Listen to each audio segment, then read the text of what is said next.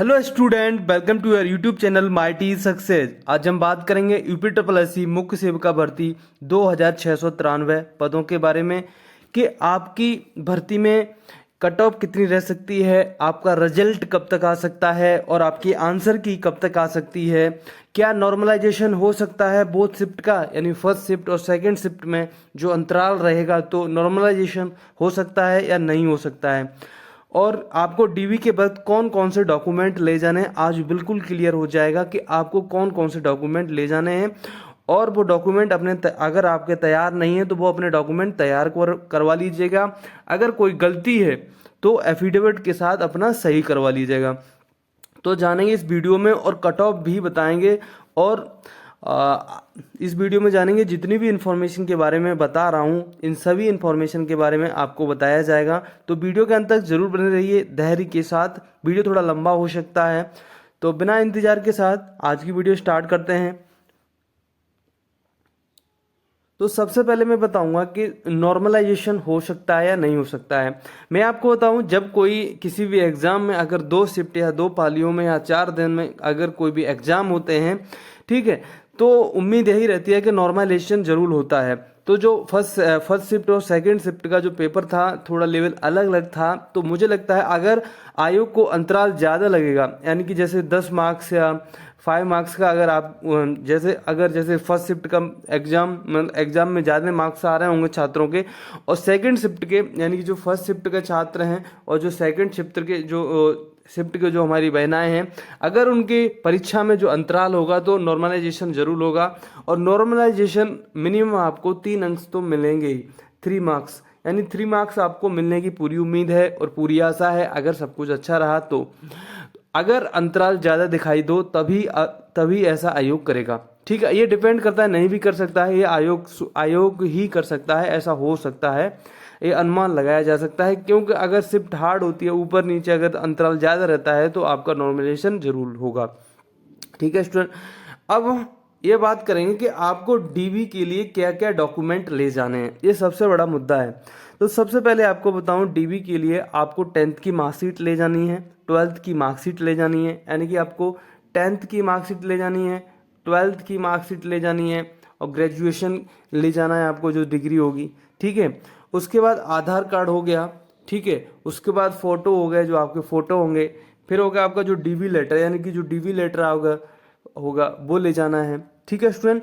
और कोई भी अगर डॉक्यूमेंट आपका, अगर किसी भी डॉक्यूमेंट में कोई प्रॉब्लम है, कुछ भी दिक्कत है, तो एफिडेविट के साथ वो आप करेक्शन करा सकते हैं, कोई दिक्कत नहीं है, एफिडेविट लगा सकते हैं, ठीक है। और डीबी में कोई ऐसे बाहर नहीं होता है, क्योंकि आपको बताऊं डीबी तक पहुंचने में बहुत सारा मेहनत होता है, क्योंकि आपकी भर्ती को भी ज़्यादा वक्त हो चुका है, ठीक है स्टूडेंट। तो आप निश्चिंत रहिए, आपका सिलेक्शन जरूर होगा अगर आप अपनी जगह ठीक होंगे, ठीक है स्टूडेंट। अगर आप अपनी जगह ठीक होंगे, अगर कोई प्रॉब्लम नहीं हुई होगी आपके साथ, आपने परीक्षा दी होगी, किसी दूसरे को नहीं बैठाला होगा, क्योंकि सब आजकल क्या है, बायोमेट्रिक होता है, ठीक है स्टूडेंट। तो निश्चिंत रहिए, आपका सिलेक्शन जरूर होगा अगर आप निष्पक्ष हैं और अपनी जगह अच्छे हैं, ठीक है। अगर कोई भी दिक्कत होगी डॉक्यूमेंट में तो आपको बाहर नहीं किया जाएगा। अब ईडब्ल्यूएस जो हमारे कैंडिडेट हैं, ईडब्ल्यूएस की जो हमारी बहनाएं हैं,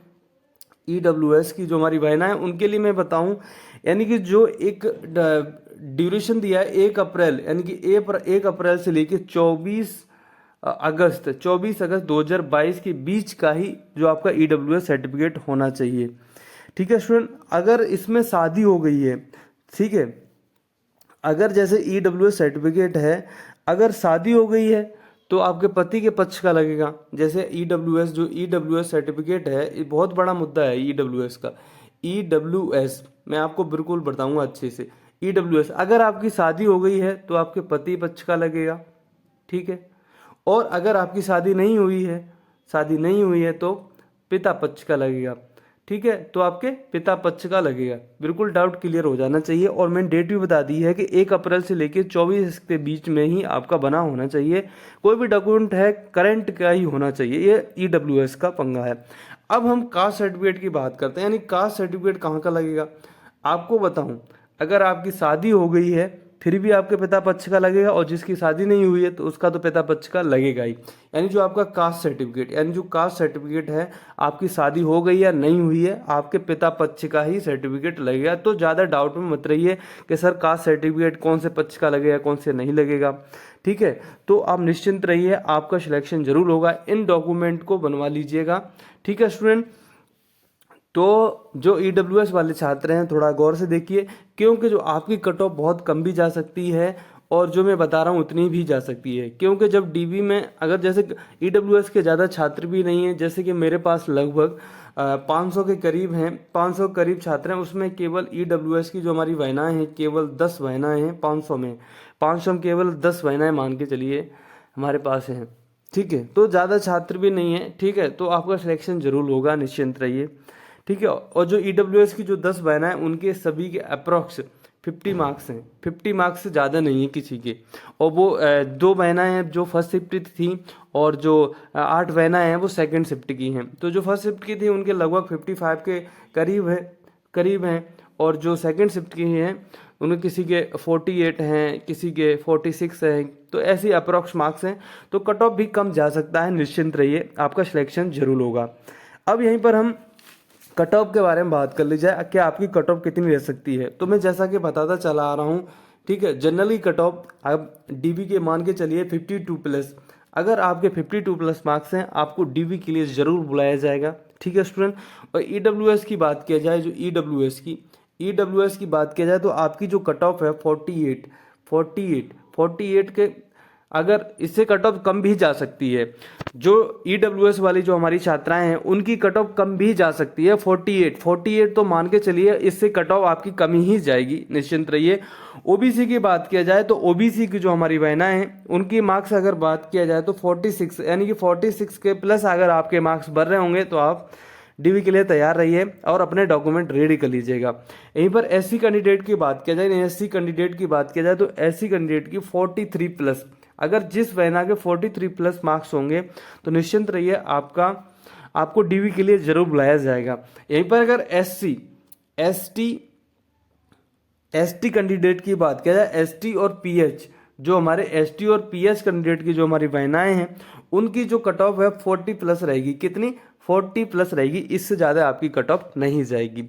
ठीक है स्टूडेंट, तो मैंने एक कट ऑफ कैटेगरी वाइज बता दी है कि आप लोग डेली डीवी के लिए तैयार हो जाइए, इससे ज़्यादा कट ऑफ आपकी नहीं जाएगी, निश्चिंत रहिए। ठीक है स्टूडेंट, और अगर आपको आपके रिजल्ट के बारे में बात की जाए और आंसर की के बारे में बात किया जाए तो आंसर की कब तक आ सकती है, रिजल्ट आपका कब तक आ सकता है। तो जो आंसर की है मान के चलिए आज भी आ सकती है, कल भी आ सकती है, मैं बता रहा हूँ 3 to 4 डेज में आपकी आंसर की आ जाएगी। माना कि आज भी आ सकती है, कल भी आ सकती है, आंसर की आपको कभी भी आ जाएगी। जैसी ऑफिशियल आंसर की आ जाती है वैसे मैं आपको फाइनल कट ऑफ बता दूंगा कि आपकी फाइनल कट ऑफ इतनी रहेगी, इससे ज़्यादा नहीं जाएगी। ठीक है स्टूडेंट, तो आपको मैं बताऊँ आपका जो परिणाम है यानी रिजल्ट है वो कब तक घोषित हो सकता है। अगर आपकी आंसर की 3 to 4 डेज के अंदर आ जाती है तो आपका जो परिणाम है अक्टूबर के लास्ट तक जरूर, अन्यथा अगर अक्टूबर के लास्ट तक आपका वो परिणाम नहीं आया यानी रिजल्ट नहीं आया तो नवंबर के फर्स्ट वीक तक, यानी कि नवंबर के फर्स्ट वीक तक आने की पूरी उम्मीद है, पूरी आशा है। अब आपको कहोगे सर डीबी कब तक हो सकती है। अगर नवंबर तक आपका रिजल्ट आ जाता है फर्स्ट वीक तक, तो मान के चलिए नवंबर लास्ट तक आपकी डीबी होने की पूरी उम्मीद है। नवंबर लास्ट में नहीं हुआ तो दिसंबर के फर्स्ट वीक में मान के चलिए कि आपका डीबी हो जाएगा। तो निश्चिंत रहिए, आप डीबी के लिए आपके पास अभी भी वक्त है। जो भी आपके पास डॉक्यूमेंट नहीं है वो अपना तैयार करवा लीजिएगा। ठीक है स्टूडेंट, और अगर किसी भी आपके डॉक्यूमेंट में कोई त्रुटि है, कोई प्रॉब्लम है तो एफिडेविट दे के उसको सही करवा लीजिएगा। कोई प्रॉब्लम है तो एफिडेविट भी लगा सकते हैं। भाई डीबी में कोई प्रॉब्लम नहीं होगी, अगर थोड़ी बहुत दिक्कत भी होती है तो आप वो लिखवा लेंगे, कोई प्रॉब्लम नहीं होगी। आप निश्चिंत रहिए, आप डीबी के लिए तैयार रहिए बस। ठीक है स्टूडेंट, तो अगर इसकी इतनी कट ऑफ बढ़ रही है तो आपको डीवी के लिए जरूर बुलाया जाएगा।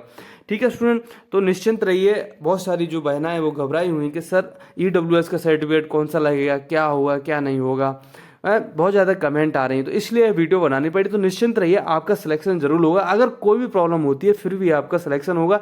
बहुत ज़्यादा अगर जैसे कि अगर आप अपनी जगह निष्पक्ष हैं और सही हैं, अगर प्रॉब्लम जब भी हो सकती है किसी दूसरे को आपने अपनी परीक्षा में बैठाला हो, क्योंकि जो बायोमेट्रिक हर चीज़ आजकल सब कुछ ऐसे ही होता है, ठीक है। तो आप निश्चिंत रहिए, अगर आपने अच्छे तरीक़ा से अपना एग्जाम दिया है, थोड़ी बहुत प्रॉब्लम भी होती है तो वो सब कुछ हो जाएगा सॉल्व, डीबी तक आपको बुला लिया जाएगा, निश्चिंत रहिए और आपका सिलेक्शन जरूर होगा। और डीबी में अगर कोई प्रॉब्लम होती है तो वो लिखवा लेंगे और एफिडेविट लगा सकते हैं आप, ठीक है स्टूडेंट। तो निश्चिंत रहिए, आपका सिलेक्शन जरूर होगा। तो thank you for watching, please subscribe, thank you.